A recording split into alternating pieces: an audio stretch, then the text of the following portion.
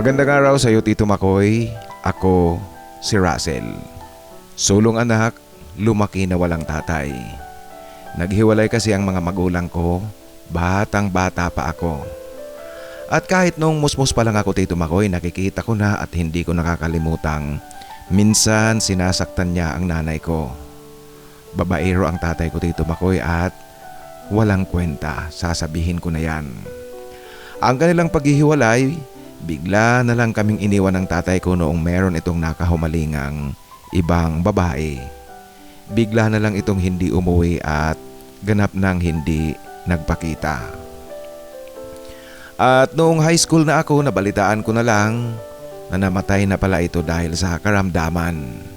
Hindi ko nagawang pumunta sa lamay kasi nung panahon na yun, Tito Makoy, teenager pa lang ako, sabihin nating immature pa ang pag-iisip. Lahat galit pa ang namamayani sa akin dahil sa pang-iiwan niya sa amin ng nanay ko. Hindi sila kasal ng nanay ko, ewan ko lang po doon sa kanyang kinasamang babae kong ikinasal sila. Basta mula noong iwanan niya kami, di ko na talaga ito nakita pa. Lumaki ako sa hirap, Tito Makoy. Pilit akong iginagapang ng nanay ko. Sa aming lugar, meron kaming kalapit na bahay na nakakaangat sa buhay. Negosyante ang mag-asawa, matapobre ang lalaki at mayabang. Meron silang isang anak na lalaki rin, siya si Binjo. Magkasing edad kami ni Binjo at mga bata pa kami, talagang nagkikita na kami kasi nga nakatira kami sa isang lugar. Ngunit Tito Makoy, hindi siya kasama sa mga bata sa lugar namin na naglalaro sa kalsada. Ayaw kasi ng tatay niyang makipaglaro si Binjo sa amin. Palaging nakalak ang kanilang gate. Bagamat itong si Binjo noon pa nakikita ko ng gustong gusto niyang makipaglaro sa amin, ngunit hindi niya magawa. Mga gusgusin daw kami at marumi. Yan, Tito Makoy, ang madalas na naririnig kong description ng tatay ni Binjo sa aming mga batang naglalaro sa kalsada. Noong malaki na kami, nasa high school na, paminsan-minsan nakakasalamuhan na namin si Binjo. Bagamat kontrolado pa rin siya ng kanyang tatay, ngunit kahit papaano, nakakalabas na siya at nakakakwentuhan na namin. Idagdag ko lang, Tito Makoy, liban sa pagiging mayabang ng tatay ni Binjo, halata mo namang wala itong ka-breeding.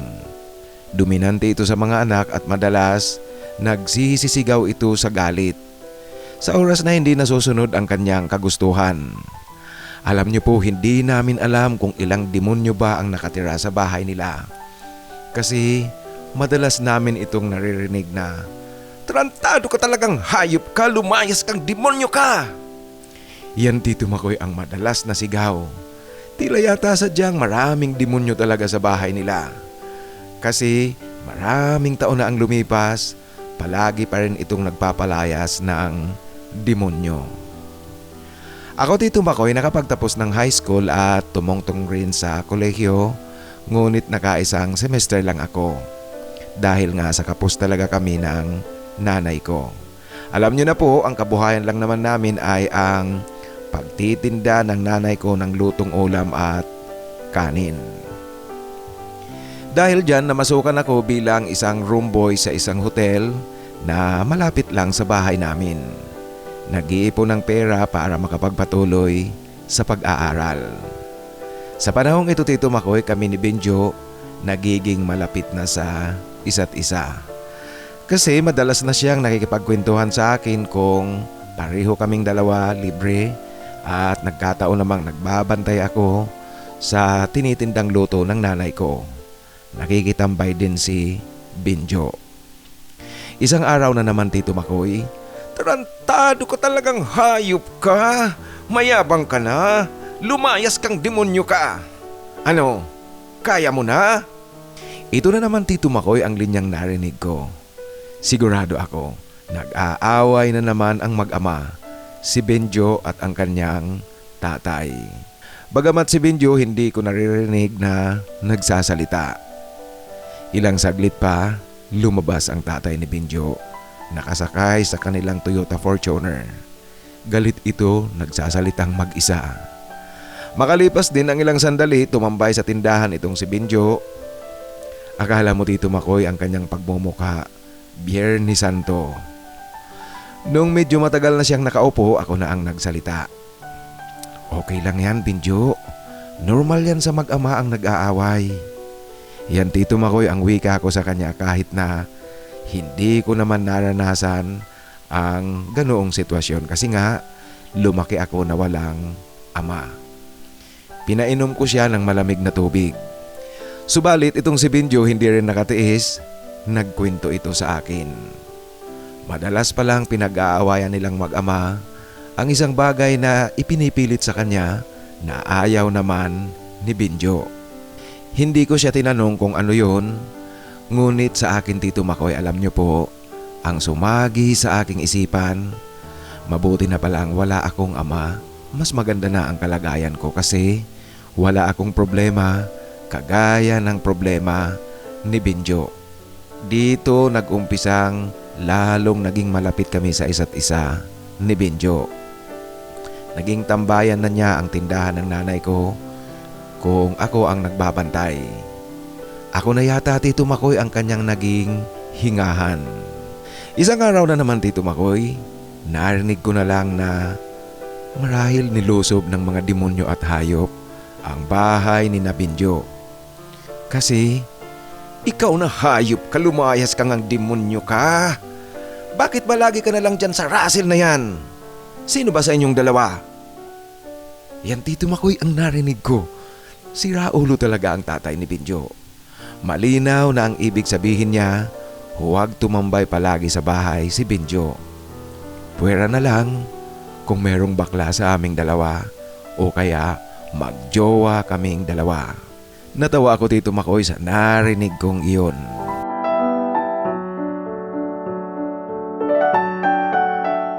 Ilang linggo Tito Makoy ang lumipas, isang dagok ang dumating sa akin. Kasi biglang namatay ang nanay ko dahil sa high blood. Alam mo Tito Makoy, ito na ang pinakamahirap na bahagi ng buhay ko. Nawala ang kaisa-isang taong kakampi ko, ang nanay ko. Sa biglang pagpanaw ng nanay ko Tito Makoy, lalong napadalas ang pagtatambay ni Binjo sa bahay. Inaalalayan niya ako, ngayong wala na ang nanay ko, mag-isa na lang ako sa bahay.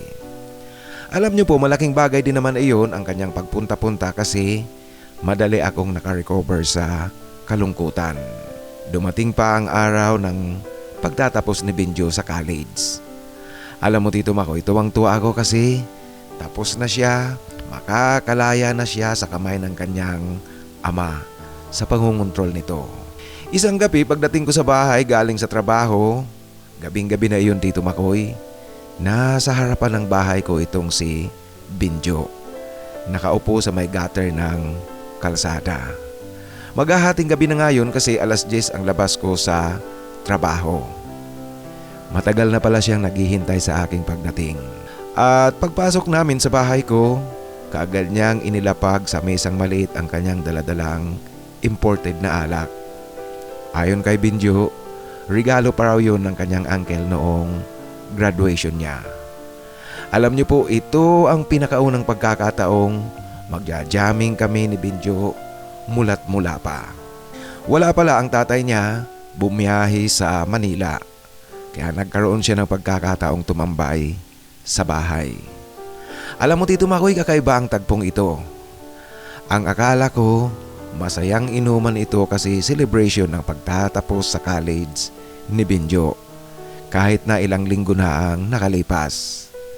Subalit Tito Makoy, hindi. Kasi naglabas siya ng kanyang mga hinaing sa patuloy na pangungontrol sa kanya ng kanyang ama.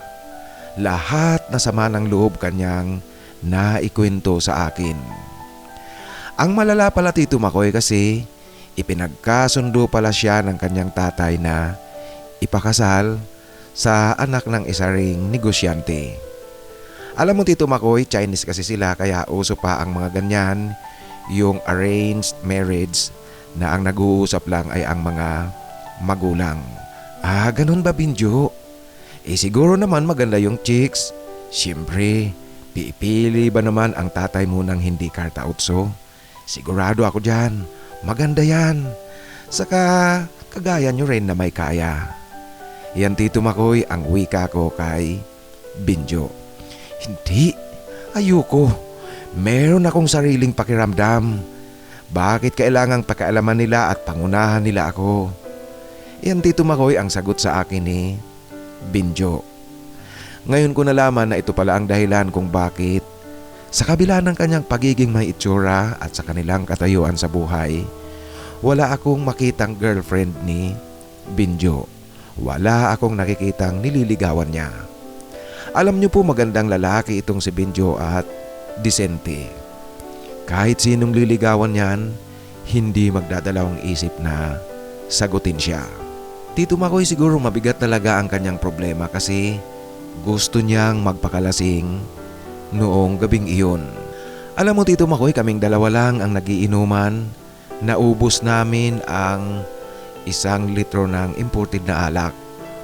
Pagkatapos noon, naghanap pa siya ng maiinom. Buti na nga lang may mga nakatago akong alak sa bahay. Alam niyo po kasi ang mga natitirang alak sa hotel kung merong resepsyon, gaya ng kasal o kaya kahit na anong pagtitipon, kung iniiwan ito ng mga customers, kinukuha namin at iniuuwi namin. Kaya meron akong mga naiuuwing alak Tito Makoy. Ito ang idinugtong namin sa imported na alak na daladala ni Binjo. At nung lasing na nga siya, umiiyak talaga ito Tito Makoy. Sa tingin ko ngayon lang ito nakapaglabas ng kanyang sama ng loob kasi ramdam na ramdam ko ang kanyang pag-iyak. Ngunit Tito Makoy, noong nakikita kong madalas nang natatapon ni Binjo ang alak, di na niya ito naiinom sa kalasingan at hindi na rin siya makatayo. Ako na ang nagdesisyon na tumigil na kami. Kasi maging ako Tito Makoy lasing na rin at madaling araw na. Hindi ko siya pwedeng ihiga sa upuan kasi alam niyo na po, ang upuan namin sa bahay yung hindi kagaya ng sofa ng mga mayayaman na pwede kang humiga. Kaya ang ginawa ko, inakay ko siya at pinahiga sa papag na aking tulugan. Akala ko Tito Makoy dahil sa kalasingan, makakatulog kaagad itong si Binjo paghiga niya sa higaan. Ngunit Tito Makoy hindi kasi nung mahiga na rin ako pagkatapos kong malinis ang aming kalat, gising pa itong si Binjo. Umiiyak siya. Alam ko ang kanyang iniiyakan ay ang gustong mangyari ng kanyang tatay, yung pagpapakasal niya sa babaeng gusto ng tatay niya na kanyang mapangasawa. Okay lang yan Binjo. Mas maigi siguro kausapin mo ang mama mo, sabihin mo sa kanyang ayaw mo sa gustong mangyari ng tatay mo. Iyan Tito Makoy ang wika ko sa kanya, kasabay ng parang paakbay na niyakap ko siya para ipakita ko ang aking suporta sa kanya. Alam mo Tito Makoy, ang ginawa kong iyon, naging signal kay Binjo na makita niyang meron siyang balikat na pwedeng sandalan, pwedeng hingahan. Kaya ang ginawa ni Binjo, isinubsob niya ang kanyang mukha sa balikat ko at umiiyak. Ilang sandali pa, yumakap rin siya sa akin. Inilagay ko Tito Makoy ang aking braso sa kanyang likuran, yung parang payakap na talaga. At makalipas ang ilang saglit, narinig ko na lang na humihilik na itong si Binjo. Palibhasa 3 gabing mawawala ang mga magulang ni Binjo. Sumunod na gabi pagdating ko galing sa trabaho, naroon na muli siya naghihintay sa harap ng bahay. Sinasamantala niya ang pagkakataon habang wala ang tatay niya. Makalipas ang ilang araw Tito Makoy, nakita ko rin ang babaeng gusto ng tatay ni Binjo para sa kanya. Pumunta ito sa kanila kasama ang mga magulang. Nakita ko ang babae Tito Makoy paglabas sa bahay ni Binjo at pagpasok nito sa sasakyan. Ngayon Tito Makoy, alam ko na kung bakit ayaw ni Binjo. Kasi maging ako naman Tito Makoy, kahit pa milyonarya iyon, hindi talaga ako kakasa. Hindi ko na Tito Makoy ilalarawan pa kasi ayoko namang ma-offend ang ibang mga kapatid natin na merong kaparehong description. Basta talagang maging ako, hindi ako kakasa doon. Mas gugustuhin ko pang itakwil na lang ako ng mga magulang ko kaysa sa makasal ako doon. Matagal pa naman bago ang itinakdang araw ng pagpapakasal sa dalawa. Si Binjo Tito Makoy, nakikita kong tila lalong nawawalan ng pag-asa. Nagkataon pa Tito Makoy na noong panahon na iyon, nakatakda akong lumuwas ng Manila para dito sa Manila makipagsapalaran. May naging guest kasi kami sa hotel na isa rin palang shift supervisor sa isang 4-star hotel dito sa Manila, branded na hotel. Inaya niya akong magtrabaho sa kanila. Alam niyo po, hindi ko ito pinalampas.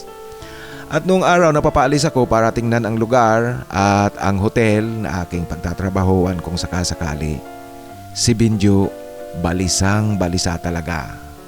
Tuloy Tito Makoy, ako ang natakot. Kasi inisip ko na baka kung anong gawin ito, baka magbigti. Kasi kitang-kita ko ang kanyang pagiging desperado dahil nga sa ayaw niya ang gustong mangyari ng kanyang ama. Binjo, hindi pa naman ako aalis. Titingnan ko pa lang ang hotel at ang lugar. Uuwi pa ako rito. Kung sakaling magustuhan ko ang bago kong pagtatrabahuan, siyempre babalik ako ng Manila. Ngunit sa ngayon, titingnan ko pa lang kaya relax ka lang dyan. Yan Tito Makoy ang pagpapakalma ko kay Binjo. Nagkataon naman na nagustuhan ko talaga ang lugar pati na ang package na ino-offer nila sa akin kaya sinunggaban ko ang trabaho Tito Makoy. Ang problema na talaga ngayon si Binjo. Ayokong iwanan siya kasi nga baka kung ano ang gawin nito. Alam niyo na po ang isang taong desperado. Lalo na't ako lang ang kanyang kaibigan, wala ako. Ako lang ang kanyang tanging hingahan. Ang tanging ginawa ko na lang ay ibinigay ko kay Binjo ang address ng hotel. Kung ano man ang kanyang maging desisyon, kung kailangan niya ng tulong ko, mapupuntahan niya ako. Nasa kanya na rin ang aking cellphone number. Pagdating ko nga dito sa Manila, alam niyo po, walang araw at walang gabi na hindi kami nagtitext ni Binjo. Wala pa akong smartphone noon Tito Makoy kaya text-text lang kaming dalawa. Makalipas ang ilang linggo Tito Makoy, alam niyo po, bigla akong nabahala. Kasi hindi nagte-text sa akin si Binjo halos buong maghapon na. Hindi ito normal kay Binjo. Bagamat iniisip kong baka busy lang siya, ngunit hanggang sumapit ang gabi, wala pa rin akong natatanggap na text. Panggabi ang duty ko noon Tito Makoy kaya hanggang sa trabaho, hindi pa rin ako mapakali. Kasi ilang text na ang ipinadala ko, wala talaga akong natatanggap na reply. Samantalang nitong mga naunang araw, palaging si Binjo ang unang nagte-text sa akin. Kaya naman Tito Makoy noong hating gabi, napilitan na akong tawagan si Binjo. Lalo akong nabahala kasi the number you have dialed cannot be reached. Yan Tito Makoy ang narinig ko yung recorded voice baga na sumasagot. Ewan ko po kung bakit hindi talaga ako mapakali.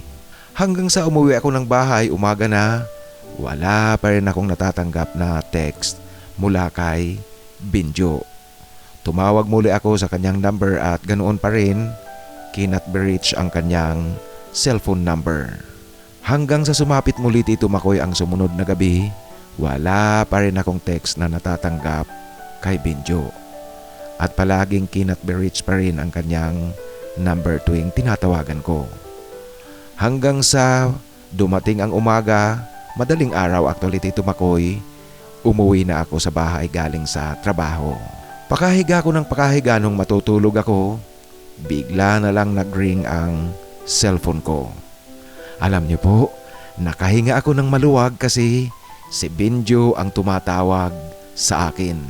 Nasa terminal na pala siya ng bus, kaya naman dali-dali akong nagbihis muli at sinundo ko siya sa may terminal ng bus. At pagdating namin sa bahay, Dito ko nalaman na lumayas pala itong si Binjo. Kasi nga ilang buwan na lang ang nalalabi bago sila ipakasal ng babaeng pinili ng kanyang tatay, ngunit ayaw niya. Kaya ang naisip niya ay ang lumayas na lang.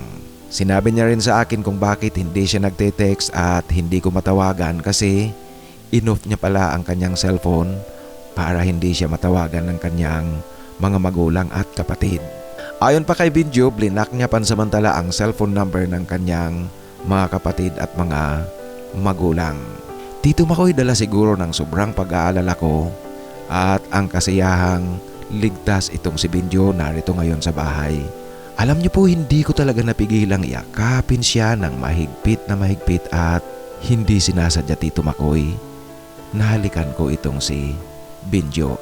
Maging siya man marahil di na nag-aalangan sa akin kasi nga ako lang ang kanyang hingahan at napaglalabasan ng kanyang mga hinaing. Yumakap din sa akin itong si Binjo at sinagot niya, Tito Makoy, ang halik ko sa kanya. Dala ng kasiyahan namin pareho, mahigpit ang aming yakapan.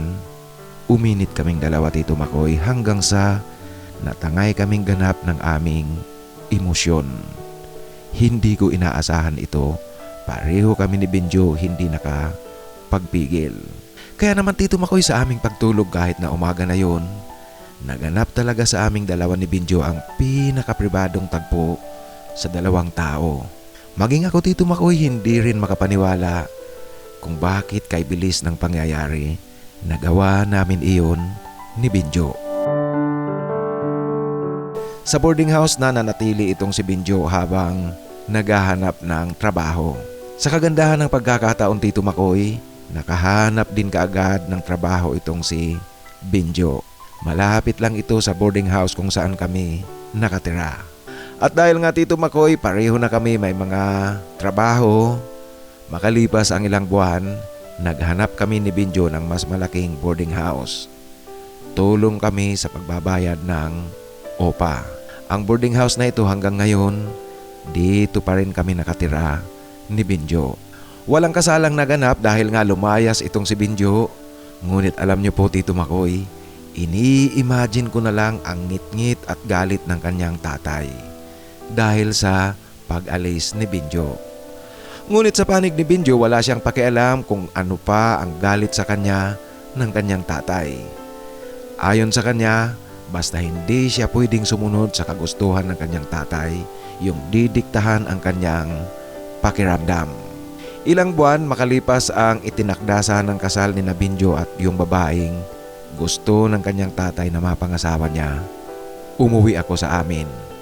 Ito'y para ipaayos ko at tingnan ang bahay na naiwan sa akin ng nanay ko. Alam mo, Tito Makoy, nang makita ako ng tatay ni Binjo, ewan ko lang, siguro dahil guilty ako sa pagtatago kay Binjo, pakiramdam ko ang sama-sama ng tingin sa akin ng tatay ni Binjo. Hindi nga ito nakatiis. Hoy, Russell, alam mo ba kung nasaan si Binjo? Ikaw ang kaibigan niya.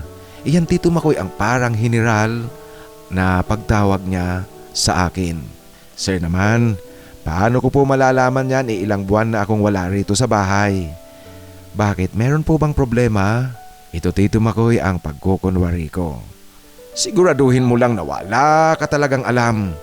Kanino naman pupunta yun? Ikaw lang ang kaibigan niya. Grabe naman po kayo, sir. Ibig niyo pong sabihin, pumasok sa college yung anak niyo, lahat kaaway niya ang kanyang mga kaklase? Ito, Tito Makoy, ang sagot kong mahinahon. Sa aming paghaharap na ito ng tatay ni Binjo, kinalaunan nagkwento ang kanyang tatay sa nangyari. Ngunit, Tito Makoy, habang nagkikwento ito, yung tono ng kanyang pananalita, ganoon pa rin. Akala mo general at akala mo siya ang amo ko. Nakinig ako sa kanya at sinabayan ko lang siya. Patuloy akong nagkunwari na hindi ko alam kung nasaan si Binjo. Ngayon, Tito Makoy, ilang taon na rin ang lumipas mula nang mag-last si Binjo at mula nang magsama kaming dalawa. Hindi pa siya umuwi sa kanila at hindi pa siya nagpaparamdam sa kanyang pamilya. Sa panig ko, ako pabalik-balik sa probinsya kasi yung bahay na naiwan sa akin ng nanay ko, ginawa ko itong boarding house. Paupahan ito, Tito Makoy. Kailangan kong umuwi paminsan-minsan para tingnan kung merong kinakailangang ayusin. Ipinapaayos ko ito. Kasabay na rin ang paniningil ko ng opa. Ang pamilya ni Benjo hanggang sa ngayon, wala pa rin silang alam na magkasama kaming dalawa. Tuwing nagtatanong sila sa akin kung saan ako nagtatrabaho, sinasabi ko lang ang pangalan ng hotel at stay in ako rito. Meron kaming quarter sa rooftop ng hotel. Total, Tito Makoy, ang hotel kasi na aking pinagtatrabahuan, hindi lang iisa sa Manila. Iba't iba ang management ng bawat hotel kasi nga mga franchisee ito ng isang brand ng international hotel. Sa ngayon, Tito Makoy, malapit na rin akong magtapos ng hospitality management. Itinuloy ko kasi ay paunti-unti at dahan-dahan ang aking pag-aaral sa kolehiyo. Online classes nga lang. At sa nakalipas na ilang taon, nakausad rin ako at malapit nang magtapos. Sa amin namang pagsasama ngayon ni Benjo, sa haba ng panahon na nakatira kami sa iisang bubong, sa tingin ko, Tito Makoy, mahal na namin ang bawat isa. Baka sa haba ng aming pagsasama mula pa sa probinsya, na-develop ng husto at nahulog ng husto ang loob namin sa bawat isa. Kaya, Tito Makoy, ramdam na ramdam ko ngayon na pareho kami ni Benjo nagmamahal sa isa't isa. Isama pa natin dyan ang matibay na pundasyon ng aming samahan. Sa ngayon, hindi ko pa kayang sabihin kung talagang kaming dalawa na ni Benjo kasi marami pa ang pwedeng mangyari sa mga darating na araw. Ngunit sa kasalukuyan, Tito Makoy, wala akong girlfriend, hindi nanliligaw. Si Benjo, ganoon din. Kaya masasabi kong sa kasalukuyan, masaya kami ni Benjo. Masaya kaming nagsasama sa iisang bubong, masayang natutulog sa isang tulugan, magkatabi at nagpaparamdam ng pagmamahal sa bawat isa. Hanggang dito na lang po, Tito Makoy, ang aking kwento. Sana po piliin nyo at itampok nyo rin dito sa iyong channel. Ang iyong tagapakinig, Russell. Maraming salamat, Russell, sa pagbabahagi mo ng iyong kwento. Alam mo, sangayon ako doon sa sinabi mo na nagsasama kayo ngayon ni Benjo. Sa pakiramdam mo, pakiramdam nyo, mahal nyo na ang isa't isa. Sangayon ako doon sa sinabi mo na marahil sa haba ng panahon na pagsasama nyo, nakatira kayo sa isang bubong, natutulog sa isang tulugan, at ikaw lang ang naging hingahan ni Benjo mula noong nasa probinsya pa kayo. Marahil nga talagang na-develop kayo sa isa't isa, nahulog na ng husto ang loob nyo sa bawat isa, kaya ngayon nagsasama kayo at nagmamahalan.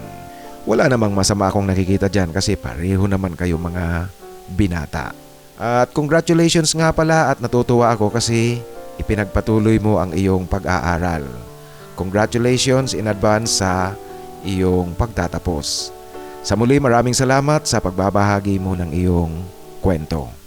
At sa ating shoutout, mga kaibigan, yung mga nagpapa-shoutout na nagsulat doon sa sinusundang upload nito, yung ang rider sa bangkita na may North Dakota. Shoutout kay Aaron Convicto. Aaron, tama ba ang naaalala ko? Nasa Norway ka? Basta ang pagkakaalam ko, ang natatandaan ko, nasa Europe ka. Kaya shoutout sa iyo at sa mga kasamahan natin dyan sa iyong lugar. Natatawa ko dito kay Aaron Convicto kasi ang sabi niya, minsan daw magkwento ako ng aking love life. Maraming salamat, Aaron, at shout out sa iyo. Salamat sa tuloy-tuloy na pakikinig. Ganoon din ang ating kapatid na nasa Alcobar, Saudi Arabia, si Teodoro Arzola at sa kanyang mga kasamahan. Teddy, shout out sa inyo at sa iyong mga kasamahan. Ang ating kapatid naman na si Felipe Gorospe na nasa Italy, tama pala ako yung naalala ko sa kanya, Italy siya. Shout out sa iyo, Epe, at belated happy birthday nga pala dito kay Felipe Gorospe kasi ang birthday niya pala noong February 12. Kaya belated happy birthday sa iyo, Epe, at maraming salamat sa tuloy-tuloy na pakikinig. Ganoon din ang ating kapatid na nasa South Korea, si Joffer. Joffer, shout out sa iyo at maraming salamat. At ang ating kapatid naman na si Ricky alias Top Gun 1968 ng Aloha State of Hawaii, nagpapaabot ng kanyang pagbati sa ating lahat. Happy Valentine's Day raw sa ating lahat. Maraming salamat Ricky at Happy Valentine's din sa iyo. Ingat ka palagi dyan. Ang ating kapatid naman na si Raf Fernando, shout out sa iyo Raf. Maraming salamat sa tuloy-tuloy na pakikinig at shout out na rin dyan sa inyong lugar. Raf Fernando. Ang isa pang kapatid natin na nasa Alcala, Pangasinan, si Florentino Jimenez. Tino, shout out sa iyo at maraming salamat. Ang ating kapatid na nasa Dubai, United Arab Emirates, Adon Vlogs, shout out din sa iyo. At sa ating mga hinahanapan ng forever ngayon, ang babasahin ko ay ang Team A.